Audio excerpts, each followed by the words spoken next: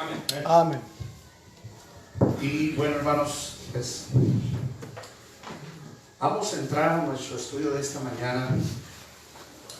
Inicié hace unas semanas atrás esta serie de disciplina espiritual y hoy quiero dar la segunda lección, enseñanza en relación con este tema. El mensaje pasado de esta serie se tituló Venciéndote a ti mismo, y eso es la manera en la que nosotros podemos encumbrarnos hacia el éxito, hablando en términos espirituales. Trabajar en nosotros mismos, ponernos a nosotros mismos en su misión. Pero ahora quiero hablar de este segundo tema y el tema en esta mañana es mi condición ante Dios. Mi condición ante Dios. Cuando hablo de condición, me refiero al estado espiritual en que nos encontramos. Y quiero hacer una pregunta en esta mañana. ¿Estará usted preparado para enfrentar su siguiente combate espiritual? Que bien podría suceder justamente en el momento en el que usted atraviese esa puerta. Porque la vida cristiana está llena de conflictos, está llena de situaciones difíciles. Es una vida de constante lucha. Efesios capítulo 6 nos dice que nuestra lucha es espiritual. Y ahí la Biblia nos dice, el apóstol Pablo escribe y nos dice que nuestra lucha es contra principados, contra potestades, contra huestes espirituales de maldad en las regiones celestes. Ciertamente entonces los cristianos libramos una lucha espiritual. Y si la lucha es espiritual, entonces nosotros tenemos que hacer esta lucha, una lucha espiritual. Es decir, nosotros tenemos que pelear espiritualmente con las armas espirituales.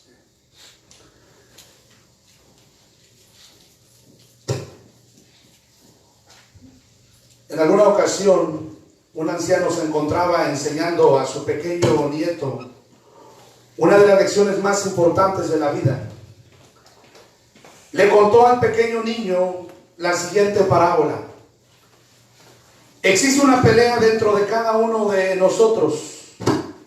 Es una terrible pelea entre dos lobos, le dijo el anciano al niño. Un lobo es malo. Es furia, rabia, envidia, remordimiento, avaricia, arrogancia, autocompasión, resentimiento, mentiras, falso orgullo, superioridad y ego. El segundo lobo es bueno. Es alegría, paz, amor, esperanza, serenidad, humildad, bondad, empatía, verdad, compasión y fe. El nieto pensó sobre esto un momento y entonces el nieto le preguntó a su abuelo, ¿qué lobo ganará la pelea? Y el abuelo simplemente respondió, el que alimentes más. El que alimentes más es el que va a ganar la pelea. Así es, amén. Y esta lucha todos nosotros como personas, como creyentes, como hijos de Dios, la libramos todos los días. Así es, pastor, amén. En nuestro interior hay algo que quiere hacer la voluntad de Dios, pero también al mismo tiempo existe la carne, la cual se opone a que nosotros agrademos al Señor. Quiero en esta mañana que por favor meditemos en esta lucha espiritual. Vamos a decirlo de esta manera, entre el lobo bueno y el lobo malo. Al final, ¿quién ganará? Al final, ¿quién se coronará campeón en su vida? En esta mañana quiero hablarle del tema mi condición ante Dios. Hay tres estados espirituales de los cuales hablaremos en esta mañana y usted entra en uno de estos tres estados. Pero antes de ir a la meditación de esta mañana, vamos a ir a Dios en oración. Le voy a pedir que incline su rostro, cierre sus ojos, vamos a orar. Padre Celestial, en esta mañana hemos venido aquí para aprender. Hemos venido también para que tú transformes nuestras vidas, nos cambies. Porque ciertamente tenemos luchas, tenemos conflictos internos, espirituales, a los cuales no podremos hacer frente sin tu ayuda. Queremos verdaderamente el éxito de la vida cristiana. Queremos ser cristianos exitosos. ¿Qué significa el éxito, Señor? No es otra cosa sino simple y sencillamente hacer tu voluntad. No hablamos de logros, no hablamos de cosas que hemos hecho, no hablamos de triunfos, no hablamos de aciertos, simplemente hablamos de que queremos vivir haciendo tu voluntad. Necesitamos tu ayuda, necesitamos tu bendición, Señor. Que tu palabra en esta mañana nos inspire, nos aliente y nos anime a poder seguir esforzándonos en hacer lo correcto delante de ti. Permítenos ser en esta mañana oidores, pero también hacedores de tu palabra. Porque lo pedimos y lo rogamos en el nombre de Cristo Jesús. Amén. Amén. Amén. Antes de poder llegar a una vida cristiana madura y llena de la plenitud del Espíritu Santo, es necesario hacer un autoanálisis para ver dónde nos situamos delante de Dios. Para vida de poder alcanzar la plenitud de la vida cristiana, lo primero que todos nosotros necesitamos hacer es detenernos y ver dónde estamos situados delante de Dios. ¿Cuál es mi posición? ¿Cuál es mi postura delante de Dios? ¿Cómo es que Dios me ve a mí? ¿Cuál es nuestra condición ante el escenario cotidiano que el mundo, Satanás, la carne y el pecado nos presentan? ¿Cómo estamos delante de Dios? Esa es la pregunta principal en esta mañana. Y quiero que usted se responda a sí mismo. ¿Cómo está usted delante de Dios? A mí no me importa en algún momento lo que las personas piensen acerca de mí. Hay una cosa, lo importante es qué Dios dice de mí. Así es, amén. Ahora, en cierta manera no debería importarnos lo que la gente diga de nosotros, sí, pero al final estamos aquí para que a través de nosotros puedan ver a Cristo. Así es, amén. Por lo tanto, mi conducta, mi testimonio debe ser el correcto, porque yo represento al Padre Celestial. Yo soy un hijo de Dios y el Señor me dice a mí en Mateo capítulo 5 que yo soy la luz del mundo. Así que mi testimonio debe ser luz para alumbrar a los hombres. Es mi deber dar luz para que los hombres conozcan del Señor. Es a través de mis actos que el Señor es glorificado. Pero hay algo importante. Quiero que vayan a la segunda carta a los Corintios. Vamos a la Biblia. Todo esto lo he dicho a manera de introducción. ¿Y dónde estamos? ¿Dónde nos situamos delante de Dios en esta mañana? Pablo nos anima y nos exhorta a hacer un autoanálisis, a hacer una autoevaluación, de nuestra vida. Segunda de los Corintios, capítulo 13, versículo 5. Dice la palabra de Dios: examinaos a vosotros mismos si estáis ¿qué? En la fe. Probaos ¿qué? A vosotros mismos. El apóstol Pablo le está hablando a los Corintios y esta es la segunda carta que les escribe. Recordemos que la primera carta fue una carta de exhortación y ahora es una carta de restauración. Y entonces el apóstol Pablo dice a estos creyentes que en su momento tenían muchos conflictos espirituales, les dice: examínense a ustedes mismos, hagan un autoanálisis, contemplen su situación, cómo están delante de Dios. ¿En verdad están en la posición donde Dios quiere que ustedes estén? ¿En verdad están viviendo una vida para agradar a Dios o no? Este autoanálisis es con el propósito, número uno, de identificar nuestras debilidades. ¿Por qué tenemos que examinarnos a nosotros mismos si estamos caminando el camino del Señor? Número uno, para para identificar nuestras debilidades. Porque todos aquí tenemos debilidades. El problema es que muchos de nosotros ignoramos nuestras debilidades y no estamos tratando directamente con nuestras fallas y nuestros errores. La verdad es que muchos de nosotros tendemos a minimizar nuestra situación. Sabemos que no estamos bien, pero nosotros decimos: bueno, no estoy tan mal. Hay personas peores. Y siempre tendemos a compararnos con aquellos que están en una peor situación que la nuestra. Pero cuando nosotros venimos en una comparación con el Señor Jesucristo, entonces nos damos cuenta que en verdad no estamos haciendo lo que debemos. Así es. Lo primero es entonces identificar mis errores delante de Dios. Lo segundo es reconocer estos errores delante de Dios. Número uno, yo sé que tengo errores, logro verlos, Lo reconozco delante de Dios. Y número 3, trabajo para fortalecer en mi vida aquellas áreas que están vulnerables. Entonces, es importante que nosotros entendamos este proceso de autoevaluación. Es importante que entendamos este proceso de análisis como hijos de Dios. Primero, identificar cuáles son nuestros errores. Segundo, admitir delante de Dios nuestros errores. Y tercero, comenzar a hacer algo para remediar esos errores. Comenzar a hacer algo para cambiar. Este mismo versículo en la segunda carta a los Corintios 13:5 dice en la traducción al lenguaje actual, y lo cito de esta manera porque me parece muy interesante cómo nos lo presenta esta versión de la Biblia. Pónganse a pensar, dice, en su manera de vivir y vean si en verdad están siguiendo y confiando en Cristo. Hagan la prueba y si la pasan es porque Él vive en ustedes. Pero si no confían en Cristo de verdad, es porque Él no está en ustedes. Interesante. Pónganse a pensar en la manera en la que están viviendo.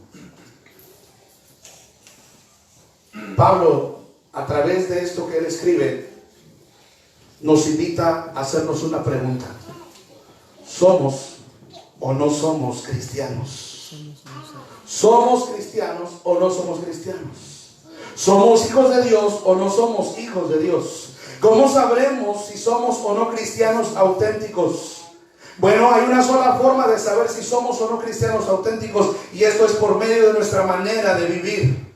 Lo que creemos define lo que somos. Si nuestra fe está en Cristo, viviremos también por Cristo. Pero si no hemos creído en Cristo, entonces no vamos a vivir por Cristo. El apóstol Pablo en reiteradas ocasiones exhorta a los creyentes a crucificar la carne. Mire, vaya a Gálatas capítulo 2, estamos ahí cerca. Estamos hablando disciplina espiritual y el tema de esta mañana es mi condición ante Dios. ¿Cómo estamos delante de Dios? No es cómo estamos en la iglesia, no es cómo estamos ante el pastor, no es cómo estamos ante los hermanos de la congregación, es cómo estamos ante Dios. Así es. Porque a los hombres podemos engañarlos. Así es, pastor. Mire, yo le puedo engañar a usted. Usted me puede engañar a mí, pero no podemos engañar a mí. Amén, amén. Así es. Y Él conoce nuestra condición, de todos y de cada uno de los que estamos aquí. Pablo exhorta a los creyentes en Corinto a hacer una autoevaluación, a hacer un análisis. ¿Dónde están posicionados? Él les dice, examínense para ver si en verdad están caminando el camino de la fe, el camino del Señor. Y ahora a los Gálatas les dice lo siguiente acerca de crucificar la carne. Mire, versículo 20, con Cristo estoy juntamente ¿qué? Crucificado, y ya no vivo yo, mas vive Cristo en mí. Y lo que ahora vivo en la carne, lo vivo en la fe del Hijo de Dios, el cual me amó y se entregó a sí mismo por mí. El apóstol Pablo está diciendo, es necesario crucificar la carne. Ahora vamos a ver qué significa crucificar la carne. Crucificar la carne significa castigar la carne, sacrificarla, ponerla en sujeción, someterla. Esto ante el deseo del Espíritu Santo de hacer lo que agrada a Dios. Es necesario que todos los días crucifiquemos la carne. Algunos hablan de hacer morir la carne y en algún momento la Escritura lo enseña. Pero alguien decía, sería más fácil decir que todos los días entonces tendríamos que estar triturando la carne, porque hacer morir la carne va a ser imposible. La única forma de hacer morir la carne será el día cuando nosotros resucitemos a semejanza de Cristo Jesús. Pero mientras llegamos a ese punto de morir a la carne, lo que podemos hacer es ir triturando la carne, es ir castigando la carne, es ir sometiéndola y crucificándola constantemente. Gálatas 5:24, miren lo que dice ahí. Pero los que son de Cristo han crucificado ¿qué? La carne con sus pasiones y deseos. Los que son de Cristo han crucificado la carne con sus pasiones y deseos. Dios habla hoy, dice, y los que son de Cristo Jesús ya han crucificado la naturaleza del hombre pecador, junto con sus pasiones y malos deseos. Ahora, algo sobre la carne. En la carne habitan deseos y pasiones. ¿En la carne habitan qué, hermanos? Deseos y pasiones. Deseos y pasiones. La pasión es un sentimiento que se deja llevar, que domina la voluntad y que perturba la razón. Eso es una pasión. Es algo que te lleva, que te conduce, que te desborda, que al final domina tu voluntad, y no solo eso, también te impide ver con claridad. Así es. El deseo es un apetito, es una codicia, es un instinto, y ambas cosas están arraigadas, están situadas, habitan en la carne. Todos nosotros combatimos todo el tiempo contra las pasiones y los deseos de la carne. Así es. Y esa es la voluntad de Dios, hermano, que nosotros nos esforcemos en crucificar la carne. Ahora, ¿por qué? Porque el vivir en la carne es desagradar a Dios. El vivir en la carne es sinónimo de detenerse, de frenar el crecimiento. El vivir en la carne es un sinónimo de estancamiento, es un sinónimo de retroceso, es un sinónimo de degeneración. Y recordemos una cosa, el escritor de Hebreos nos dice: nosotros no somos de los que retroceden, nosotros somos de los que vamos hacia adelante. Nosotros no somos de los que vuelven a la antigua manera de vivir, de la cual el apóstol Pedro también habla y dice que nosotros debemos procurar vivir la vida en Cristo. En su momento hicimos lo que la carne quiso, hicimos lo que el mundo nos dictaba que hiciéramos, vivimos conforme a la corriente de este mundo, haciendo lo mismo que los demás, dice Efesios capítulo 2. Así es, amén. Pero ahora en Cristo nuestra manera de vivir debe ser diferente. En la vida cristiana existen lo que se conoce como etapas de la vida cristiana. Y hay 4 etapas en la vida cristiana, y le voy a preguntar una cosa: ¿en cuál de estas 4 etapas de la vida cristiana está usted? Primero hablamos de crucificar la carne. Hablamos de someter la carne. Porque en el momento de no someter nuestra carne al deseo del Espíritu, entonces va a ocurrir una cosa: yo voy a estancar mi vida cristiana, yo no voy a poder avanzar, yo no voy a poder madurar, yo no voy a poder ir al crecimiento, a la perfección. Y esta palabra perfección muchas veces la malinterpretamos. Creemos que perfección es no pecar. No, perfección es un estado de madurez. Así es, amén. Estas son las 4 etapas de la vida cristiana. Número 1, bebé. Y un bebé debe ser cuidado. Toda persona nueva convertida es un bebé. Y como bebé espiritual requiere de un cuidado. Así es, amén. Del pastor, de los líderes, de la congregación. Al bebé se le alimenta en la boca, ¿no es así? Amén. Amén. Porque no es capaz por sí mismo de alimentarse. El niño crece, el bebé crece, se convierte en un niño, y entonces ese niño necesita instrucción.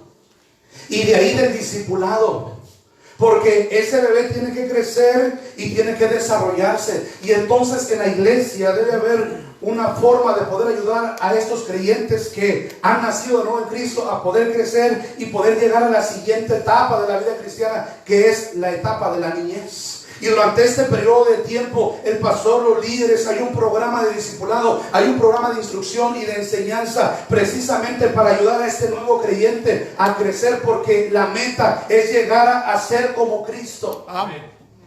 Así es. Pero después de la etapa de la niñez, entonces viene la adolescencia espiritual.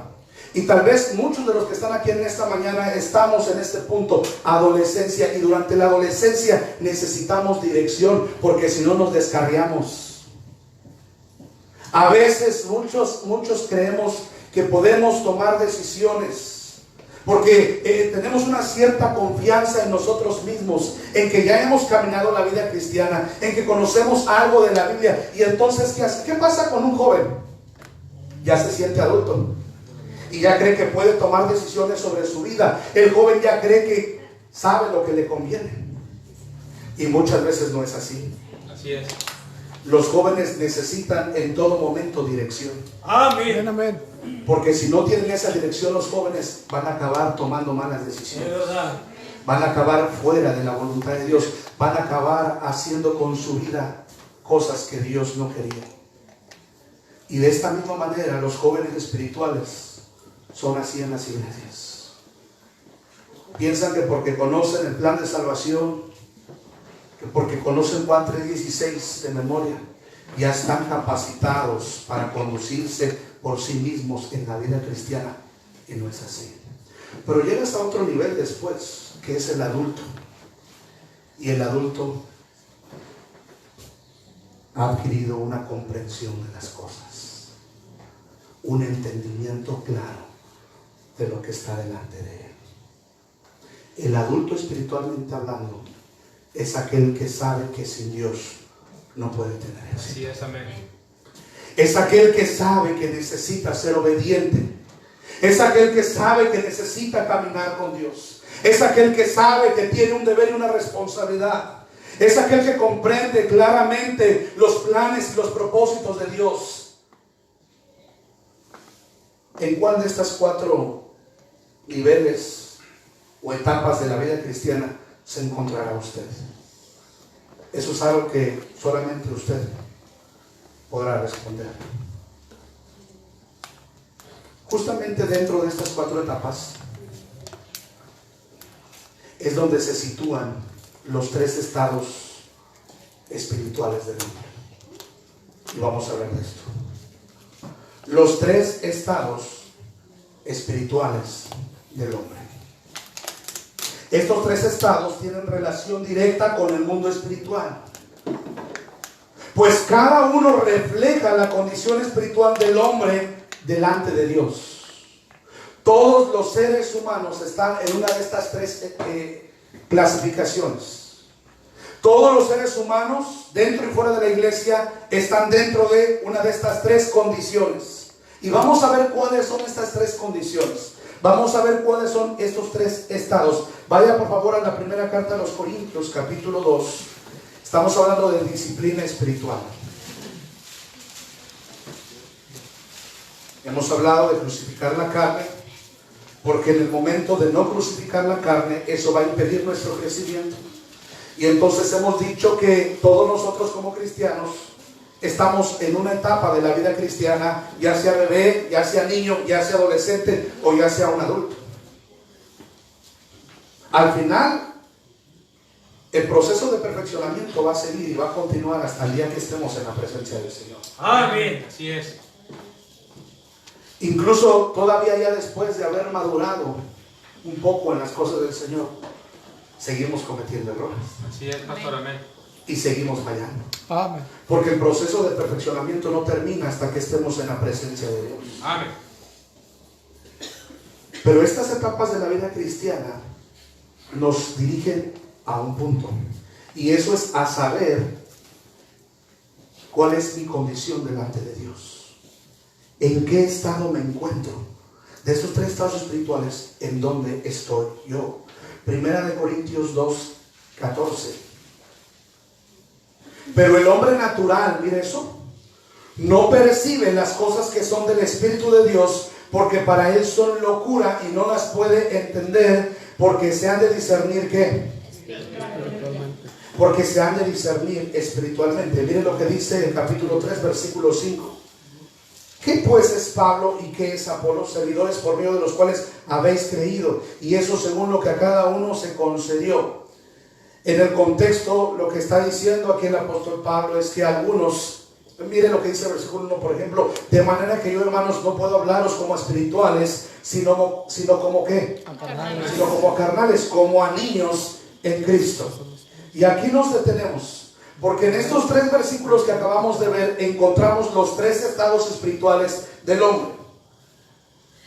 El primero de ellos El hombre ¿qué? Natural. El hombre natural.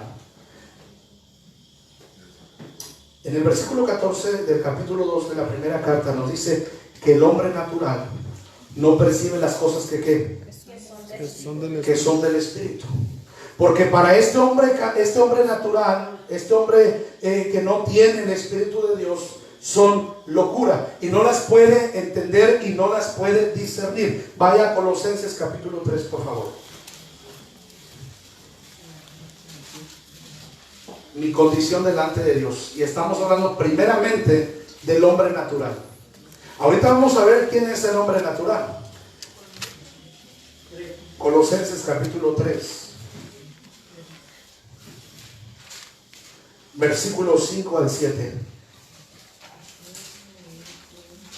Haced pues morir lo terrenal en vosotros: fornicación, impureza, pasiones desordenadas, malos deseos y avaricia, que es idolatría, cosas por las cuales la ira de Dios viene sobre los hijos ¿qué? De desobediencia. Y los hijos de desobediencia son aquellos que no son hijos de Dios. El hombre natural es el tipo de persona que no es hijo de Dios. Es una persona ajena a los asuntos de Dios. Vaya a Efesios capítulo 2.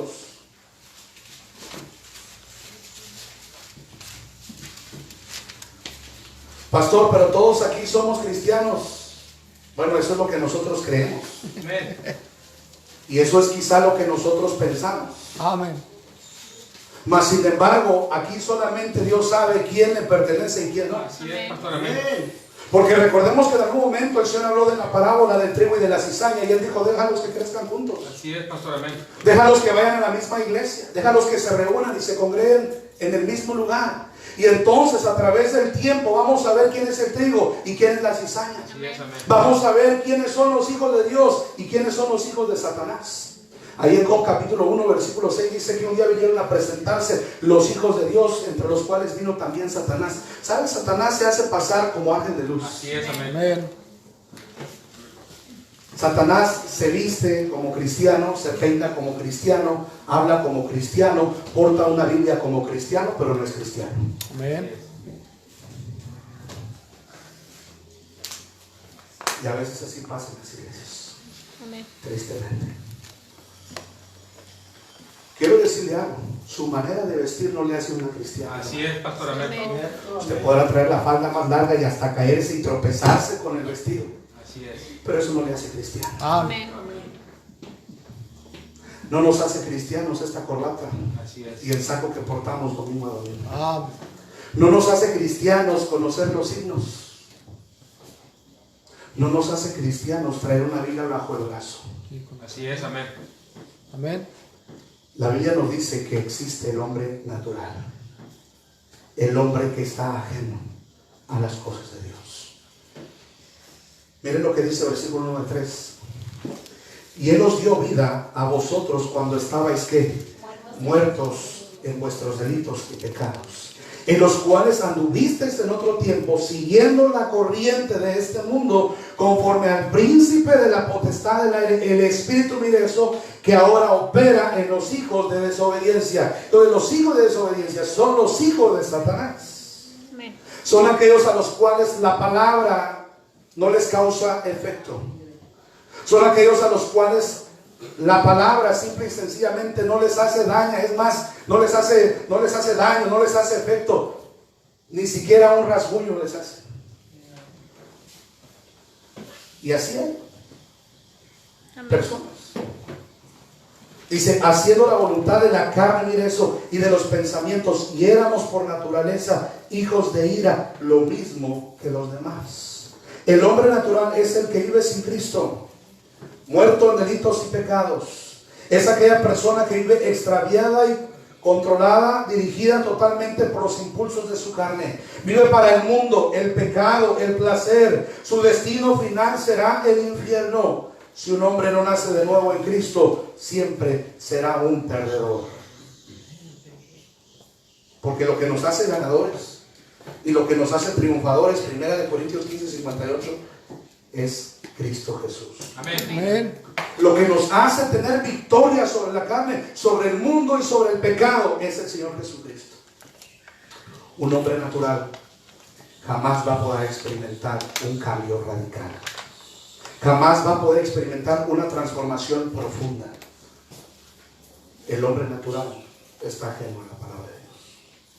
¿Qué pasa con los hombres que no tienen a Cristo en su corazón? ¿Dónde tienen su pensamiento?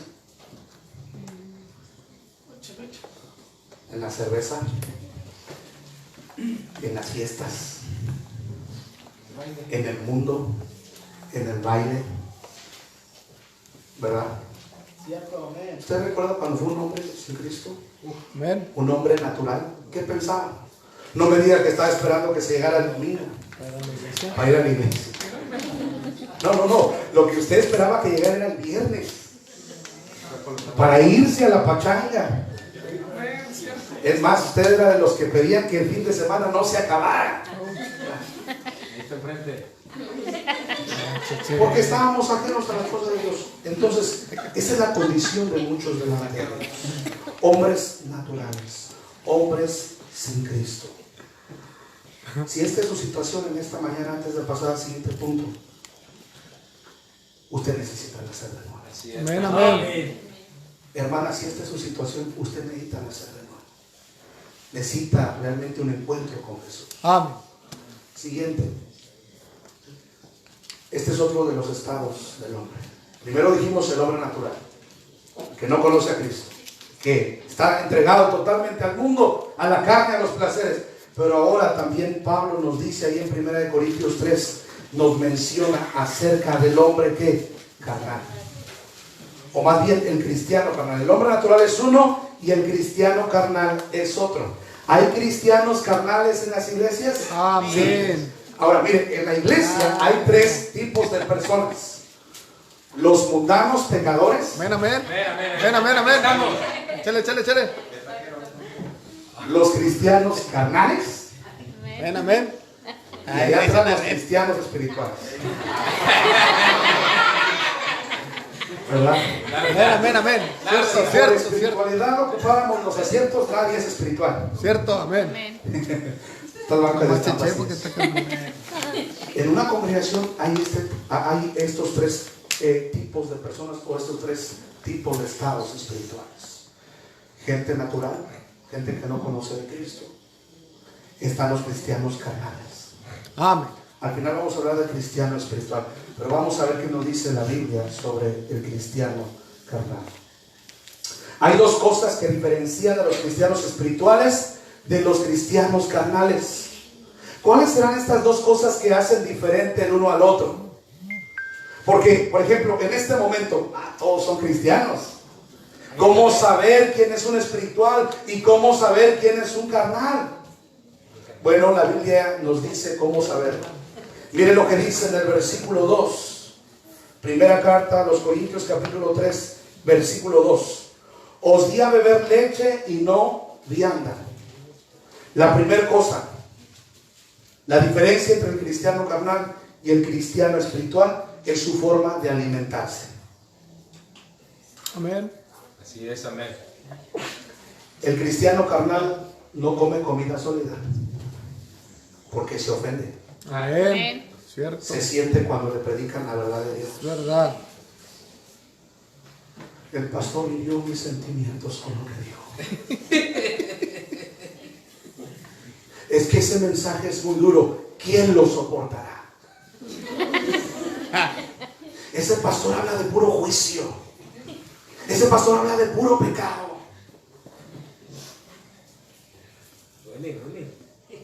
Amén. El cristiano carnal tiene como característica número uno su forma de alimentarse. Dice, Pablo le dice a estos creyentes, os di a beber leche y no comida sólida. La vianda es la comida sólida, es en trozos, es en pedazos, como le gusta a usted que le sirvan el filete, el bistec, el ribeye. No se hace tacos, no le siga. Imagínense usted llegar en esta tarde después del servicio a su casa y que su esposa le dé un Gerber. ¿Verdad? Te va a decir, oh, ¿qué te pasa esto? No me va a llenar. No, una fajita, un filete, papitas, un guacamole ahí al lado, tortillas de harina, vaso de 1,5 litros de coca. Nada, por favor. ¿Verdad? El cristiano carnal es alguien cuya forma de alimentarse no es la mejor. No se deleita en la palabra, no se goza en la palabra, no presta oídos atentos a la palabra, no está presto a que su corazón sea cambiado y transformado por el poder de la palabra. Por eso es que muchas veces venimos a la iglesia, pero regresamos tal y como entramos. Amén. Porque no estábamos listos, porque estamos en la carne. Y la primera característica del cristiano carnal es que su forma de alimentarse es solo leche. Y no está capacitado para digerir los alimentos sólidos que pueden fortalecerle, que pueden hacerle fuerte y resistente ante las situaciones de la vida. Pero número 2, dice en el versículo 3, porque aún sois carnales, pues habiendo entre vosotros celos, contiendas, disensiones, ¿no sois carnales y andáis como hombres? Mire, Pablo ahora está relacionando, o está comparando, al cristiano carnal con un mundano. Dice, pues mire lo que dice ahí, ¿no sois carnales y andáis como hombres? Llega a este punto el apóstol Pablo de comparar a los cristianos carnales con los mundanos, porque la carnalidad a veces nos lleva a actuar como mundanos. Amén. Nos lleva a hacer cosas que hacíamos cuando estábamos en el mundo. Nos lleva a hacer cosas que hacíamos cuando no teníamos el conocimiento de Cristo. La segunda característica del cristiano carnal es su conducta. Aquí nos habla de la conducta de estos creyentes. Estaban en celos, estaban en contiendas, estaban en disensiones. Entonces, hay 2 características en el cristiano carnal. 1, su forma de alimentarse no es la mejor. Y número 2, su conducta. ¿Sabía usted que la conducta es el resultado de lo que somos? Amén. Si nosotros no pasamos tiempo con el Señor, ¿qué dice el dicho mexicano? El que con lobos anda, dime con quién andas. ¿Podríamos aplicar estos dichos populares a la vida cristiana? ¿Habrá alguna relación en lo que estamos hablando? Por supuesto que sí, porque si usted anda con Cristo, camina con Cristo, ama a Cristo, se deleita en Cristo, le da tiempo a Cristo, le toma la mano a Cristo, seguramente la persona y la imagen de Cristo van a influenciar su vida, querido hermano. Amén. Van a influenciar mi vida, y entonces podremos experimentar esa plenitud de la vida cristiana. Un cristiano carnal es un niño espiritual. Es un niño el cual ha interrumpido el proceso de crecimiento y madurez espiritual. Su carnalidad se interpone entre él y Dios. Un cristiano carnal es una persona que se deja llevar o que es controlada por lo que ve y por lo que siente. Al cristiano carnal no le motiva venir a la iglesia. Usted le dice, vamos el domingo a la iglesia. Es cristiano, pero es carnal, va a decir, híjole, no, quiero descansar. No vinieron. Vamos a ganar almas. Ay, no, hace mucho calor. Mucho frío. Quiero que vayan a la Biblia, por favor, ahí, en 1 de Juan capítulo 2. Un cristiano carnal es alguien que está poniendo por delante sus deseos. Es alguien que se está dejando guiar, llevar por lo que ve y por lo que siente.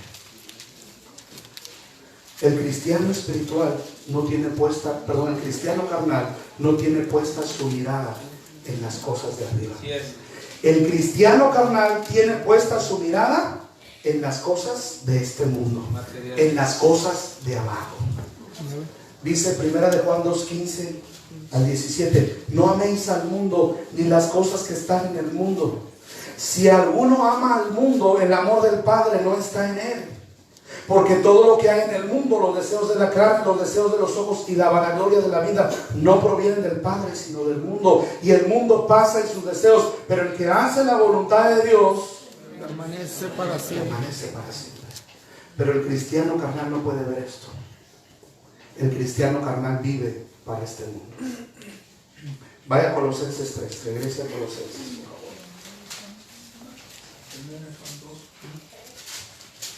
Colosenses 3, versículo 1 y 2. Si pues habéis resucitado con Cristo, buscad las cosas de arriba, donde está ¿qué? Cristo sentado a la diestra de Dios. Poner la mira en las cosas de arriba, no en las de ¿qué? De la tierra. Porque habéis muerto a vuestra vida, porque habéis muerto y vuestra vida está escondida en Cristo. Está escondida con Cristo, en Dios. Queridos hermanos, el cristiano carnal no puede poner atención en las cosas eternas, en las cosas celestiales, en las cosas de arriba. El cristiano carnal llega a un punto de estancamiento. Llega a un punto donde su vida cristiana se ha truncado, donde no puede experimentar el gozo de la palabra, donde no puede experimentar la presencia de Dios en su vida. Llega a un punto donde se siente vacío. Está demasiado lleno de las cosas de este mundo. Y lo de este mundo, en la parábola de la semilla, los afanes de este mundo, ¿qué hicieron con la semilla? La ahogaron. Y por eso no dio fruto. ¿Cuántos cristianos no hay así en nuestros días? El mundo está ahogando la palabra. Vienen a la iglesia, sí, porque saben que tienen que venir, pero no se gozan. Amén. Los cantos los cantan como cantar cualquier otro canto. La oración no la sienten. Una sola lágrima de sus ojos de arrepentimiento no cae, no sale. No hay lágrimas de agradecimiento, de gratitud. No disfruta los servicios.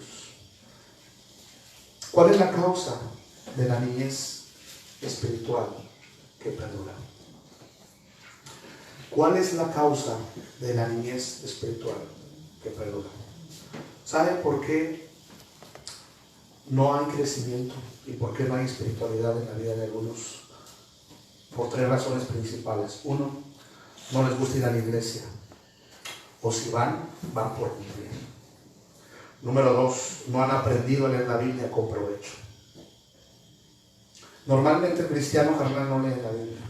Número 3, no ora con regularidad. Simplemente la comunión con Dios no ocupa un lugar importante en la vida del cristiano carnal. El cristiano carnal no está progresando lo suficiente. No puede apreciar las verdades espirituales que Dios tiene para nosotros en su palabra. Y las consecuencias es que vive una vida de tristeza y de derrota. Para el cristiano carnal no hay paz. Vive en un conflicto constante. Un cristiano carnal no puede experimentar la paz de Dios que sobrepasa todo entendimiento. Por 2 razones.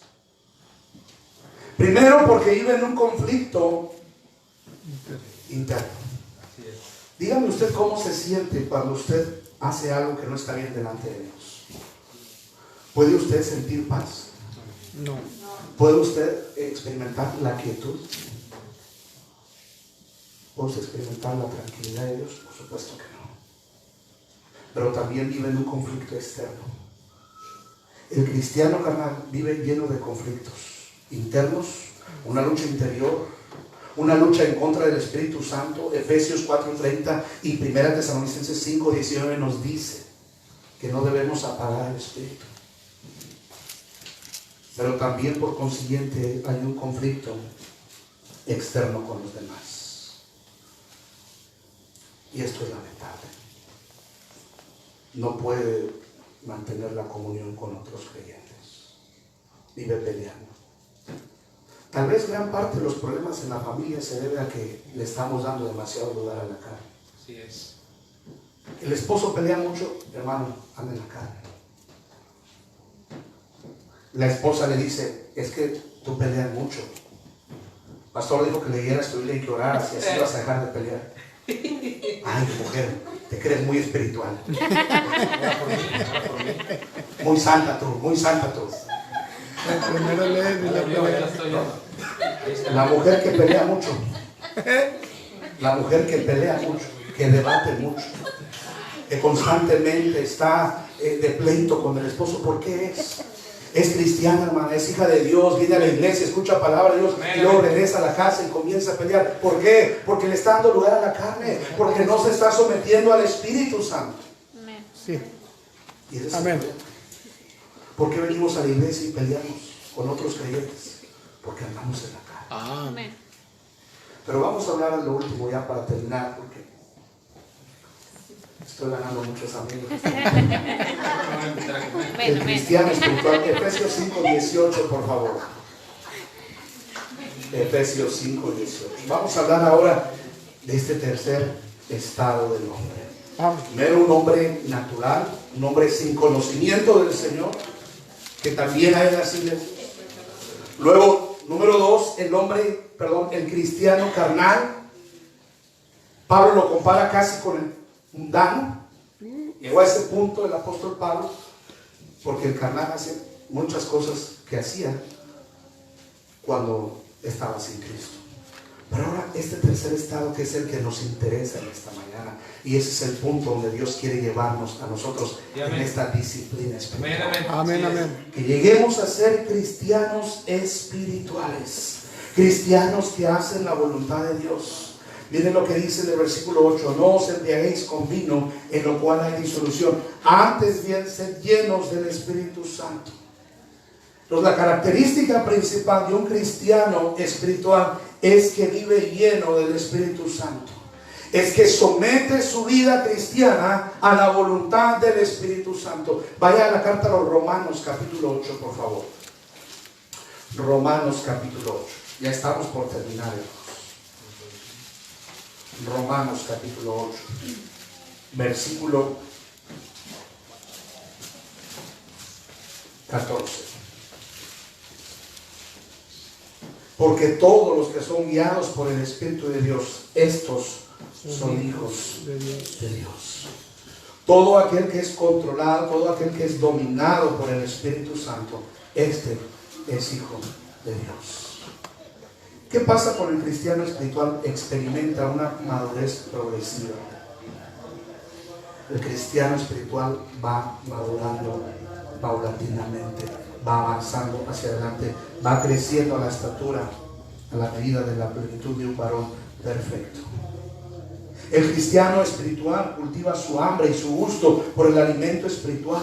Es aquel que se goza con la predicación y con la meditación de la palabra de Dios. Es aquel que se siente insatisfecho cuando abre su Biblia y continúa leyéndola, y leer la Biblia, meditar en la palabra le apasiona y no quiere parar y quiere seguir en esta meditación, porque el Espíritu Santo está fluyendo en su ser, en su interior, y dice que la palabra de Dios es como un río que corre en nuestro interior, que produce gozo,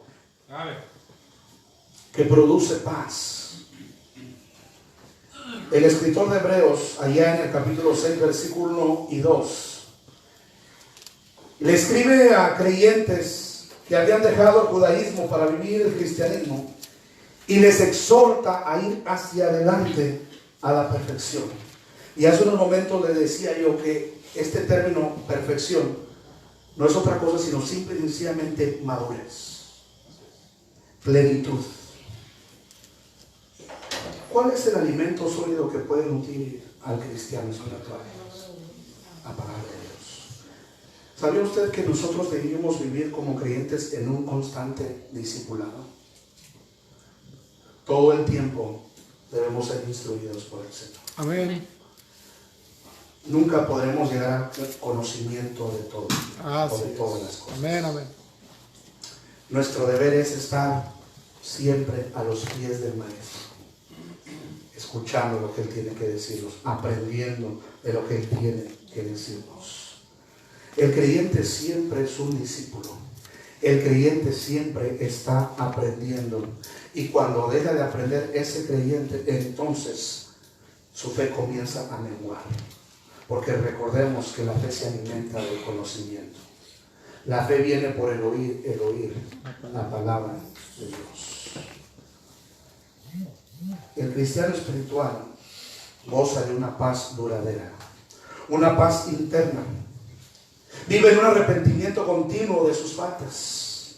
Vive en paz consigo mismo. Vive en paz con sus circunstancias. Vive en paz con los demás. Hermano, vivir la plenitud de la vida cristiana es vivir en paz con Dios, con nosotros mismos y con los hombres. Eso es lo que Dios quiere. Eso es lo que Dios quiere que nosotros experimentemos todos los días. ¿Cuándo viene la paz con Dios? Cuando estamos a cuentas con Él. Amén. Cuando andamos delante de Él como Él quiere. Cuando somos obedientes. ¿Cómo experimentamos esa paz de Dios? Cuando estamos en paz con los hombres. La voluntad de Dios es que nosotros estemos en paz con los demás. Es que nosotros estemos en paz con nuestros hermanos en Cristo. Así es. Es que estemos en paz en nuestros hogares, con nuestras familias. Es que estemos en paz con los vecinos. Ese es el deseo de Dios. Solo a través de la plenitud de la vida cristiana nosotros podemos reflejar la luz, la cual dijo el Señor que éramos para este mundo. Hay 3 estados espirituales. ¿Cuáles son? Natural, carnal, El espiritual. hombre natural, ¿lo conoce a Cristo? El cristiano carnal y el cristiano espiritual. ¿Cuál de estos 3 es usted? ¿En cuál de estos 3 estados se encuentra usted? Para experimentar la plenitud de la vida cristiana y llegar a la madurez espiritual, tenemos que buscar al Señor. Amén. Tenemos que cultivar nuestra comunión con Él. Vamos a inclinar el rostro, vamos a cerrar nuestros ojos, vamos a ir a Dios en oración.